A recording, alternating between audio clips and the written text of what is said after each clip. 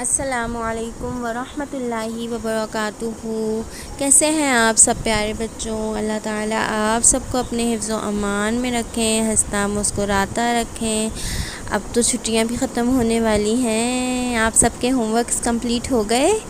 اللہ تعالیٰ آپ سب کے لیے آسانیاں فرمائیں، دونوں جہانوں میں کامیابیاں عطا فرمائیں، آمین۔ اچھا بچوں، آج ہم پڑھیں گے حدیث نمبر 15۔ چلیے شروع کرتے ہیں۔ سب سے پہلے درود شریف پڑھ لیتے ہیں۔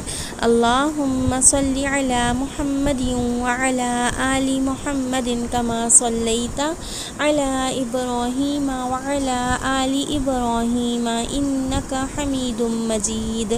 اللہم بارک علی محمد وعلی آل محمد کما بارکت علی ابراہیم وعلی آل ابراہیم انک حمید مجید۔ حدیث نمبر 15۔ قال النبی صلی اللہ علیہ وسلم، ہمارے پیارے نبی حضرت محمد صلی اللہ علیہ وآلہ وسلم نے فرمایا، ایاکم والحسد، ایاکم والحسد، ایاکم والحسد، اپنے آپ کو حسد سے بچاؤ۔ ترجمہ، اپنے آپ کو حسد سے بچاؤ۔ ترجمہ، اپنے آپ کو حسد سے بچاؤ۔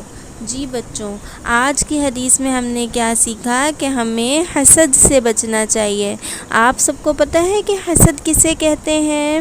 حسد کہتے ہیں کہ کسی کے پاس اگر کوئی آپ نعمت دیکھیں اور آپ کے دل میں یہ خیال آئے کہ یہ میرے پاس کیوں نہیں ہے، اور اگر میرے پاس نہیں ہے تو پھر کم از کم اس کے بھی پاس نہیں ہونی چاہیے، تو اسے کہتے ہیں حسد۔ کہ آپ اس چیز کو دیکھ کر یہ فیل کریں کہ یہ اس کے پاس نہیں ہونی چاہیے تھی، یا اگر ہے تو اب نہیں ہونی چاہیے، یا میں کسی طرح اس کی یہ چیز ختم کر دوں، یا اس سے لے لوں، یا میں توڑ دوں۔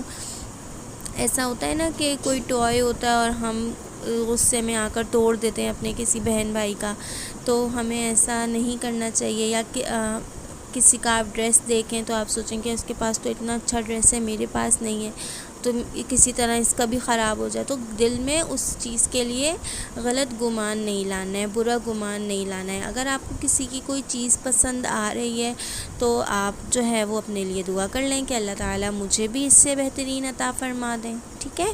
تو آپ نے اپنے لیے دعا کرنی ہے، ٹھیک ہے بچوں؟ نیکی کی بات آگے پھیلانا صدقہ جاریہ ہے۔ ویڈیو کو لائک، شیئر اینڈ سبسکرائب کرنا نہ بھولیے۔